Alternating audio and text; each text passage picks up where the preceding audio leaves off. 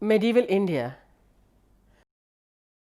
Today, we are going to discuss developments which took place in the field of religion, folk art and languages in India. These developments have been important milestones in the evolution of the composite culture of India. New religious movements like Sufi and Sikhism along with the Bhakti movement has contributed immensely to this process. If you look around, you will see the impact of Islam on many aspects of Indian culture. You might have visited some famous monuments in India. These monuments stand as the symbols of the composite nature of Indo-Islamic culture in India. You can also see how various religions in India, including Islam, have influenced each other. Besides, every region in India is famous for giving shape to some folk art or the other. Development of folk arts through which the common people display their creativity is another significant aspect of Indian culture. The various regional languages that we speak have an interesting history which evolved during this particular period. Now, we shall study about the life of people under the Delhi Sultanate. When the Muslim invaders came to India, they decided to make it their home. They intermarried and took to the culture of the Indians. There was a mutual exchange in ideas and customs. In dress, speech, manners and intellectual outlook, the two influenced each other immensely. Some of these changes were in the field of society. The Indian society was divided into four major groups. They were the aristocrats, the priests, the townspeople and the peasants. The aristocrats included the Sultan and his relatives, the nobility and the landholders. They were also the Hindu Rajas, chiefs, Hindu merchants and bankers. These people concentrated all the wealth as well as the power in their hands. Needless to say that they were a group of very powerful people. They lived in great style and luxury. The Sultan outmatched everyone in this. He had to do it so as to maintain his superiority and his status. He had to show that he was different from the others.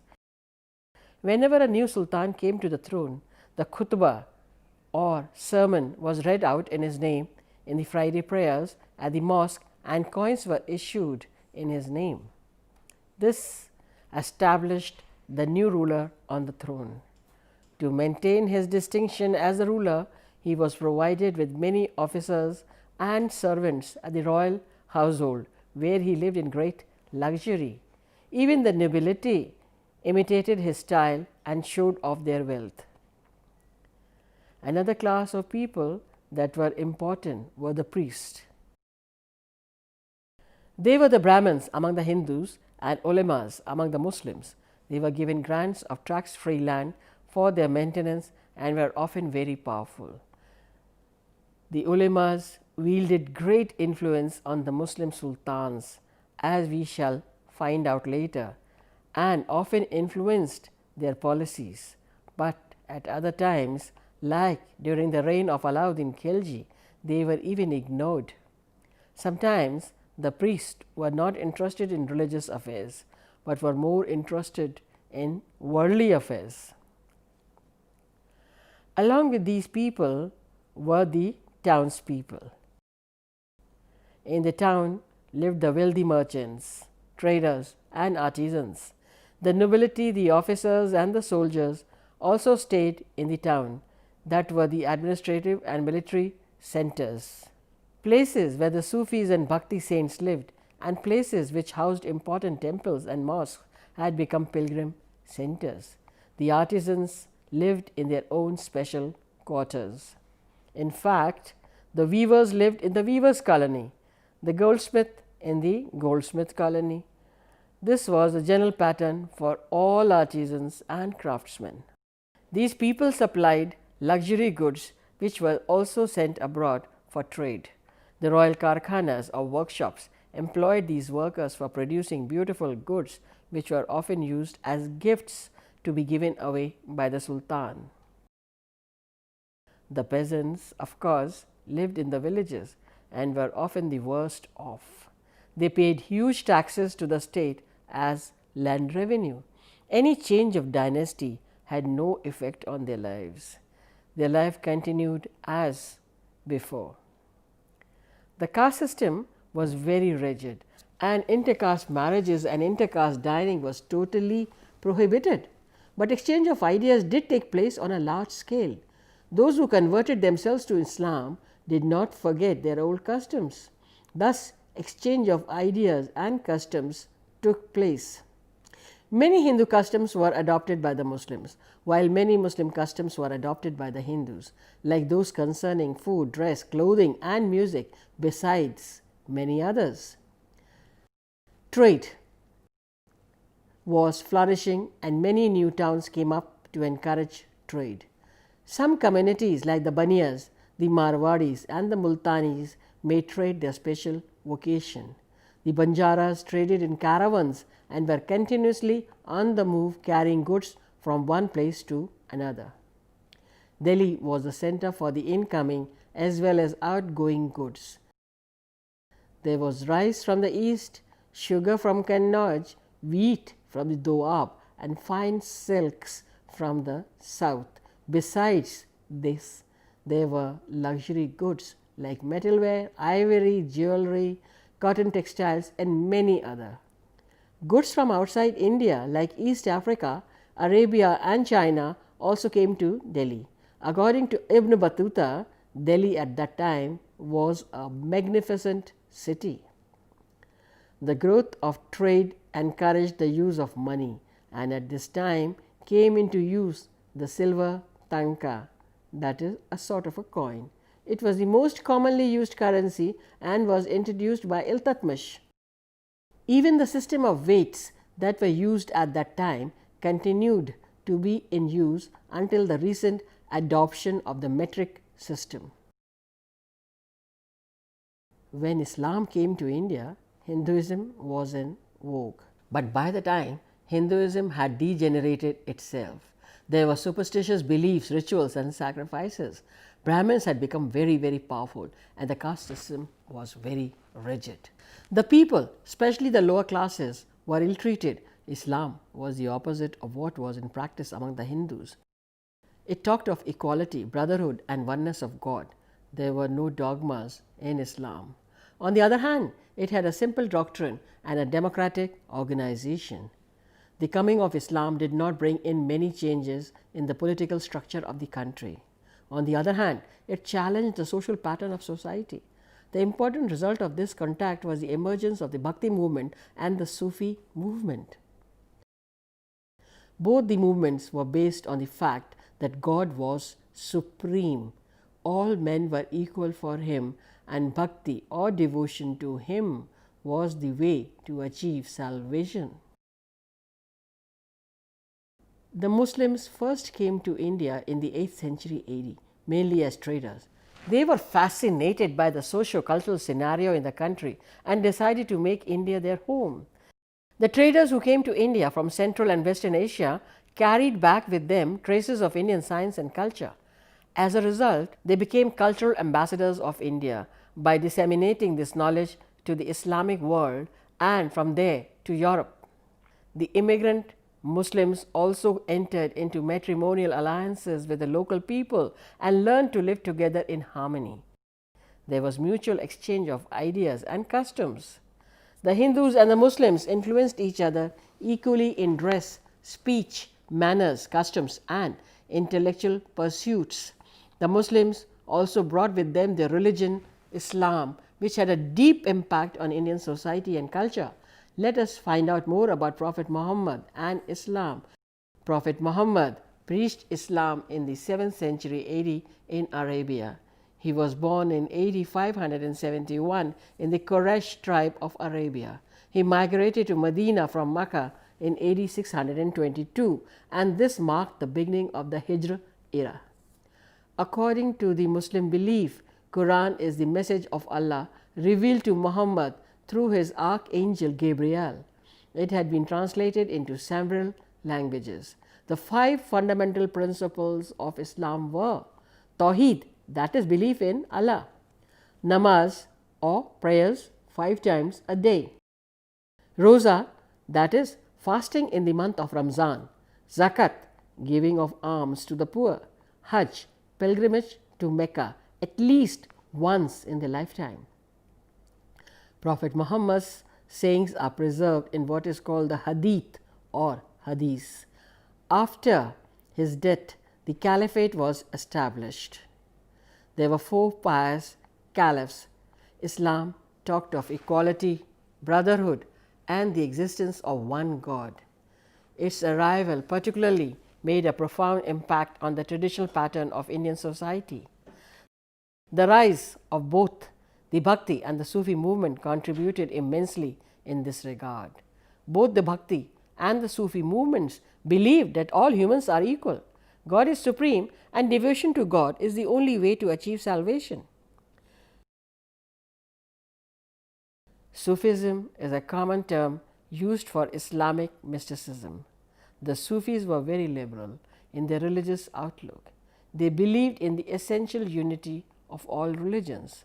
They preached spirituality through music and doctrines that professed union with God. Sufism originated in Iran and found a congenial atmosphere in India under the Turkish ruler. The sense of piety, tolerance, sympathy, concept of equality and friendly attitude attracted many Hindus, mostly from lower classes, to Islam. Sufi saints Nizamuddin Auliya, Fariduddin Ganj Shakhar were the pioneer Sufis who are still loved, respected and honored in India. The Sufis were also influenced by the Christian and Buddhist monks regarding the establishment of their khanqahs and dargahs. Khanqah is the institution, that is the abode of Sufis, set up by the Sufis in northern India, which took Islam deeper into the countryside. Mazars, that is tombs, and taqiyas, that is resting places of the Muslim saints, also became the centers for the propagation of Islamic ideas. They were patronized both by the aristocracy and the common people. The Sufis emphasized respect for all human beings. They were organized into religious orders or silsilas. These silsilas were named after their founders, such as Chishti, Surawardi, Qadi, Naqshbandis. According to Abul Fazl, the author of the Ain-e-Akbari, there were as many as 14 silsilas in India during the 16th century. Each order had its own khanqah, which served as a shelter for the Sufi saints and for destitutes, and later developed as a center of learning. Ajmer, Nagaur, and Ajudan or Patan, now in Pakistan, developed as important centers of Sufism. These also started the tradition of Piri Muridi, that is, teacher and the disciple. In order to attain a state of mystical ecstasy, the Sufis listened to poetry and music, Sama, which was originally in Persian but later switched to Hindavi or Hindustani. They preached the unity of God and self-surrender unto Him in almost the same way as the votaries of the Nirgun Bhakti movement did. Music attracts everybody, irrespective of language. Slowly, such music attracted the Hindus who started visiting the dargahs in large numbers. The Hindu impact on Sufism also became visible in the form of siddhas and yogic postures. Now, let us look into the political background during this period. The rulers of Delhi, who ruled from 1206 to 90, were Mamluk Turks. They were followed by the Khaljis, the Tughlaqs, the Sayyids, and the Lodhis, who ruled northern India from Delhi till 1526. All these rulers were called sultans. A sultan was supposed to rule over a territory on behalf of the Khalifa or Caliph, who was considered to be the spiritual and temporal head of the Muslims. Both the names of the Khalifa and the Sultan used to be read in the khutbah, that is, the Friday prayers by the local imams. In 1526, the Delhi Sultans were replaced by the Mughals, who initially ruled from Agra and later from Delhi till 1707 AD. Thereafter, the Mughal rule continuously started declining till 1857, when the revolt of 1857 took place and Bahadur Shah II was sent to Burma. When the dynasty ultimately came to an end, the Mughals did not ask for any investiture but continued to send presents to the Khalifas. They also got the khutbah read in their own names. However, Sher Shah, a local Afghan ruler, challenged the Mughal rule, Humayun, and kept him away from the throne of Delhi for about 15 years, that is, from 1540 to about 1555. Sher Shah's reign stands out far more outstanding achievements. Among these was the construction of several roads, the most important being Sadak-e-Azam, or the Grand Trunk Road, extending from Sonargaon, which is now in Bangladesh, to Attock, now in Pakistan, and runs through Delhi, very famously known as the GT Karnal Road, and Agra, a distance of 1500 kos. The other roads were from Agra to Burhanpur, Agra to Marwar, and from Lahore to Multan.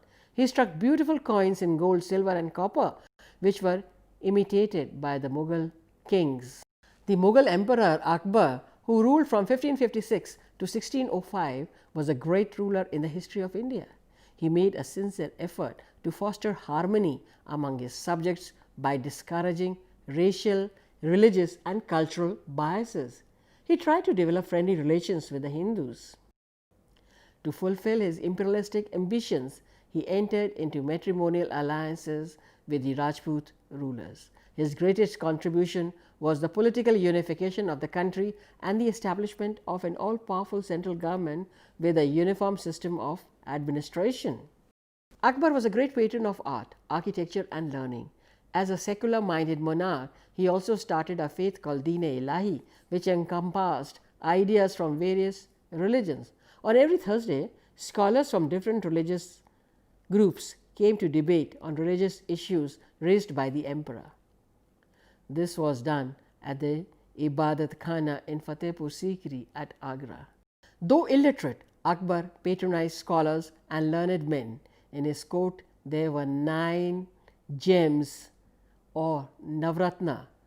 For example, Mullah Do Pyaza, Hakim, Humam, Abdul Rahim Khan Khana, Abdul Tayal, Tansain, Raja Chodarmal, Raja Man Singh, Faizi, and Birbal. Akbar's policy of liberalism and tolerance was continued by his successors Jahangir and Shah Jahan. However, this policy was abandoned by Aurangzeb. Aurangzeb's short-sighted policies and endless wars in different parts of the country, especially in South India, resulted in the disintegration of the Mughal Empire. The rise of the Marathas in the south, the invasions of Nadir Shah and Ahmad Shah Abdali, unrest among the nobility in the court, and the rise of the Sikhs in northwestern India destroyed whatever was left of the Mughal power. Economically, India was still the biggest exporter in the world and had great wealth, but it was left far behind in the process of modernization. It was in the field of art and architecture that the rulers of this period took a keen interest. The composite cultural characteristics of the medieval period is simply witnessed in these fields. A new style of architecture known as the Indo-Islamic style was born out of this fusion. The distinctive features of the Indo-Islamic architecture were the dome, lofty towers or minarets, arch, and the vault. The Mughal rulers were great lovers of nature. They took pleasure in spending their time in building beautiful forts and gardens. The famous Mughal gardens like the Shalimar Bagh and the Nishat Bagh are important elements of our cultural heritage. There were waterways and fountains crisscrossing these gardens, and finally there were gardens with stages or levels. The water, while cascading from one stage to another, was made to fall in small streamlets with lamps lit behind them, making the water shimmer and lend a special charm to the whole atmosphere. It could also be made to flow over a chiseled and sloping slab, so that the water flowing over it shimmered. The best example of this type of garden is the Shalimar Gardens of Lahore, which is now in Pakistan. The Lahore garden has 3 stages, but a better example can be seen in India at Pinjore Gardens, situated on the Chandigarh Kalka Road, where we have a 7-stage garden. This impressed the British so much that they created a 3-stage garden in the Viceregal Lodge, now the Rashtrapati Bhavan in New Delhi. It was in these very lines that the famous Brindavan Gardens in Mysore were built in the 20th century.